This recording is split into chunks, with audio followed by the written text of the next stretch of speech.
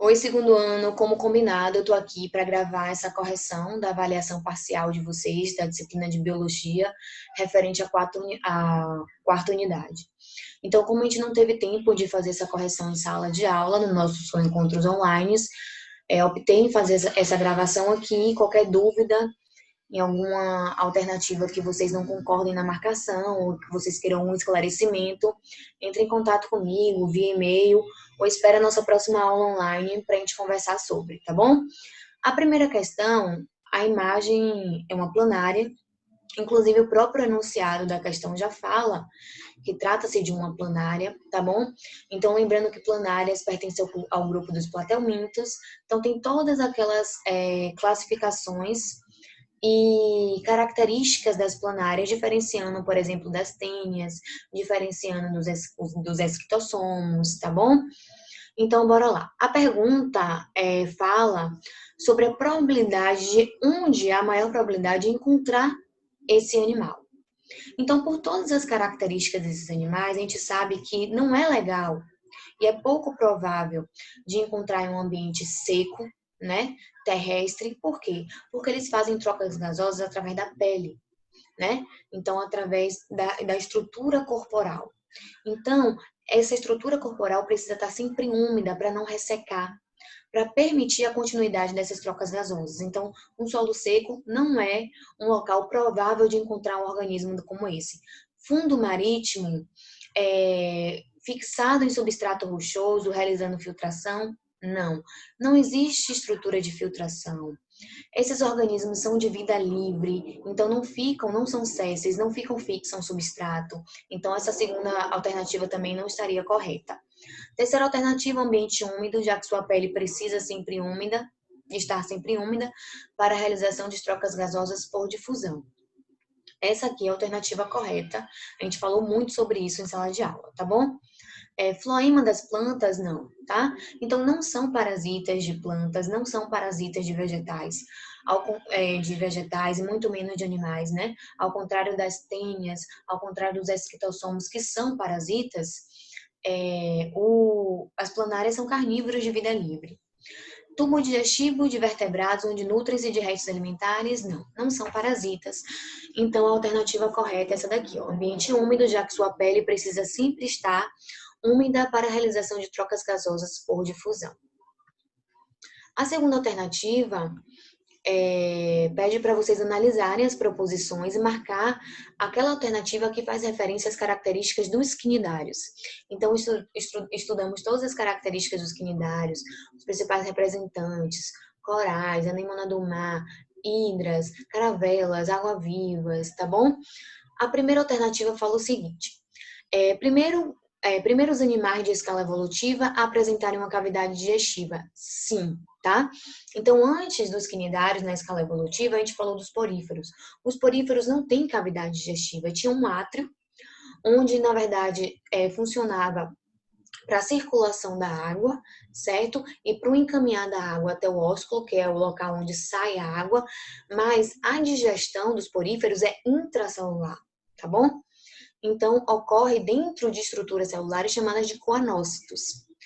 Quando a gente vai para os quinidários, a digestão já é extra e intracelular, porque acontece tanto dentro das células da gastroderme, que reveste essa cavidade digestiva, quanto dentro da cavidade digestiva, ou seja, tem também essa digestão extracelular.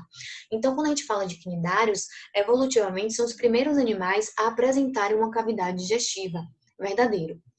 Apresentam também a formação de dois tipos morfológicos, pólipo e medusa, e falei a característica de cada um. Pólipo, sésseis, medusa, livre nadante. Pólipo, a boca e os tentáculos voltados para cima, medusa, a boca e os tentáculos voltados para baixo. Então, realmente tem a formação de dois tipos morfológicos. Os representantes, os principais representantes dos quinidários, ou estão no formato de pólipo ou de medusa. Então, essa segunda aí também é verdadeira. A terceira, esqueleto formado por espículas ou espongina. Não, as espículas formam os poríferos, que permite a sustentação do corpo desses organismos. Então, espículas nada a ver com quinidários, tá bom? Quarto, presença de células urticantes para defesa e captura da presa, sim. Então, por exemplo, caravelas água-vivas vão ter tentáculos. Esses tentáculos são revestidos por células, células essas que são chamadas de quinidócitos. Essas células têm estruturas chamadas de nematocistos que, quando rompidos, liberam filamentos e esses filamentos liberam toxinas, tá bom? Que são o quê? Urticantes, que permite a captura de presa, assim como é um mecanismo de defesa para esses quinidários, esses tipos de quinidários. Então, essa alternativa é correta também, tá bom? E a quinta, presença de células flageladas que realizam movimento de corpo de água no corpo do animal. Não, os poríferos sim apresentam células flageladas, mais interiorizadas, certo? Em contato com o átrio, células essas que são chamadas de coanócitos, que o movimento desses flagelos celulares permite a movimentação de água, inclusive a entrada de água no meio externo para ter dentro do corpo das esponjas. Mas quando a gente fala de quinidários, não tem essas células flageladas. Essas células flageladas que permitem a movimentação da água dentro do corpo do animal são características dos poríferos, tá? Pela presença dos coanócitos. Então, as alternativas corretas seria aqui, ó. Essa primeira afirmativa tá correta, a segunda e a quarta, tá? Então, 1, 2, 4 seria a, ok? Na terceira questão, mostra a estrutura interna, certo, de uma esponja. Então, a esponja é o quê? É o principal representante dos poríferos, tá? E eu peço a opção incorreta. Coloco, inclusive, com letras maiúsculas aí para vocês prestarem atenção. Então, eu sei que algumas pessoas não prestaram atenção nisso e acabaram marcando a alternativa correta. E eu pedi a alternativa incorreta, tá bom? Não é pegadinha, é só prestar atenção. Então, aqui a gente percebe ó, o ósculo, a gente percebe o átrio, ó, aqui no meio, essa abertura. A gente percebe os pinacócitos, que são células que estão revestindo o corpo dos poríferos, os porócitos, por onde a água entra, os coanócitos, as células flageladas aqui em amarelo, os flagelos, ó, esses flagelos, quando se movimentam, permite a entrada de água e a movimentação de água dentro do corpo do animal. Ó, as espículas aqui, ó, tá? Que vai permitir a sustentação e determinadas características dependendo do tipo de espícula que compõe o corpo dos poríferos, tá? Então, sobre os poríferos é para assinalar a alternativa incorreta. Então, o revestimento externo desses animais é formado por células denominadas pinacócitos, verdadeiro, tá? Então, essas células estão revestindo externamente, são células achatadas, células que ficam bem justapostas, unidas, que vai permitir o revestimento das esponjas. Suas células não estão organizadas em tecidos, isso mesmo, não estão organizadas em tecidos, tá? Então, são os únicos animais que as células formam aglomerados, mas não formam tecidos verdadeiros. Então, essa alternativa também é correta. As células chamadas de coanócitos realizam digestão intracelular, correta. A digestão ocorre dentro dessas células dos coanócitos, tá?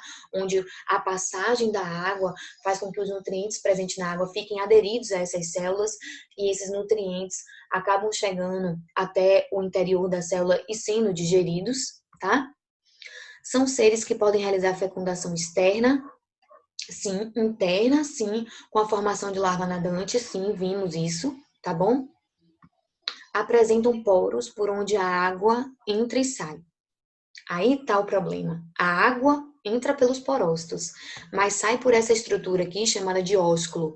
Essa alternativa, gente, eu coloquei inclusive num mini teste de vocês, tá? Na nossa atividade, as nossas atividades avaliativas parciais. Então, essa alternativa eu coloquei em um mini teste de vocês e tava lá como falsa quando eu dei o gabarito, tá? Então, é prestar atenção. A água entra pelos poros, mas não sai pelos poros, sai por estrutura chamada de ósculo. A quarta questão, mostra as relações evolutivas entre os principais grupos de animais e também está pedindo para vocês indicarem a alternativa incorreta. E aí coloca incorreto aqui ó, com letras garrafais, tá? Maiúsculas. Os poríferos são considerados animais mais primitivos? Sim. São os animais mais primitivos, de acordo com a escala evolutiva dos outros grupos dos animais, tá? Não apresentam tecidos verdadeiros. Em relação o tipo de formato de corpo de simetria não se fala também. Sistema nervoso não tem, sistema digestório não tem, todos os outros sistemas não tem. Então, se não tem nem tecido verdadeiro, porque é um aglomerado de células, quanto mais as outras características. Então, são sim considerados animais mais primitivos, essa alternativa da verdadeira. Qualquer plano de corte que passe pelo centro dos quinidários, ó, célula inteirada aqui, quinidário, gera lados iguais, sim.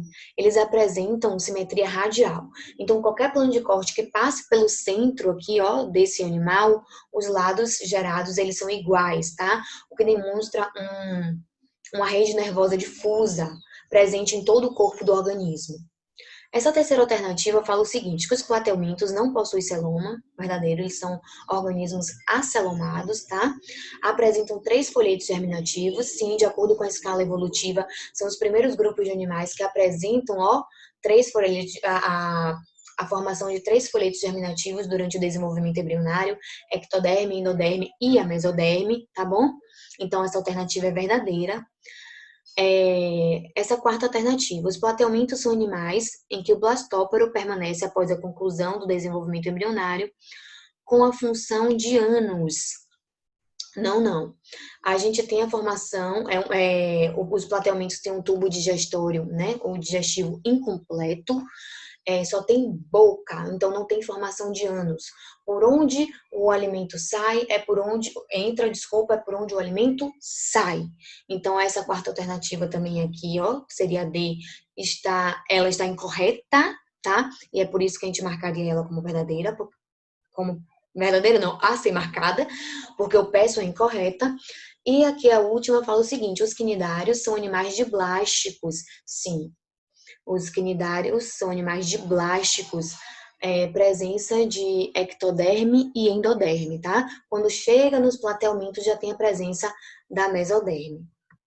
Para a quinta questão, mostra essa tirinha, uma tirinha ótima, tá? De Garfield, que fala o seguinte, faz referência a um verme platelminto, e eu já indico que é um verme platelminto, só que o platelminto tem uma diversidade, né, de organismos. E sobre ele foram feitas 5 afirmações, assinale a alternativa correta. Então, faz assim, Liz e eu fomos jantar e depois assistimos a uma palestra sobre veterinária. O título era O Ciclo da Vida da Tênia. E aí, vocês já deveriam prestar atenção. Tênia, se é tênia parasita, platelminto, com todas aquelas características que eu falei sobre a tênia. Eu não devia ter pedido espaguete, porque lembra, né, um espaguetezinho. Estamos com fome de novo, não é? Certo? Então, bem legal que, de forma lúdica, faz você refletir um pouco sobre as características da tênia. É um verme causador da esquistossomose no ser humano? Não. O verme causador da esquistossomose é o esquitossomo, tá bom? É platelminto também, mas não é a tênia. A tênia é um outro tipo, pertence a um outro grupo de platelminto. É um verme parasita? Sim. Tênia parasita. Sem sistema digestório? Sim. Não tem sistema digestório, precisa sugar. Tem todas aquelas ventosas, está presente no escólex, que é a cabeça do parasita, para sugar os nutrientes do sistema digestório humano. E o ser humano serve como um hospedeiro definitivo por onde esses organismos absorvem os nutrientes. Então, essa aqui, ó, é verdadeira, mas vamos ver porque as outras são falsas. É um verme que apresenta simetria bilateral? Sim. Corpo cilíndrico? Não. Corpo achatado, tá? Platelmintos, esse plate significa, inclusive, achatado. Então, eu falei isso logo no início, quando eu estava falando do conteúdo, corpos achatados, tá bom? E amplo celoma, não tem nem celoma. É um verme hermafrodita, faz fecundação cruzada e apresenta océlos. Todas essas características são características de platelmintos, mas das planárias, de um outro grupo de platelmintos, então não das tênias, tá? Tênia, inclusive, faz autofecundação. É um verme, é hermafrodita, mas faz autofecundação e não fecundação cruzada e nem tem ocelos. É um verme parasita, sim, presente em ambientes aquáticos, os terrestres úmidos, não. É um verme parasita que parasita um determinado hospedeiro. Quem é o hospedeiro? O ser humano, tá bom? Então, não vai parasitar ambientes aquáticos, terrestres úmidos. Aí seria um organismo de vida livre, que seriam as planárias. E não a tênia, que é parasita. Tá bom, galera? Era isso que eu queria falar com vocês, a explicação das alternativas. Caso tenha ficado alguma dúvida ou vocês queiram algum tipo de esclarecimento, vocês me procuram ou então a gente conversa um pouco melhor na nossa aula online, tá bom? Ó, um beijo e eu estou à disposição para tirar dúvida de vocês, tá bom? Tchauzinho.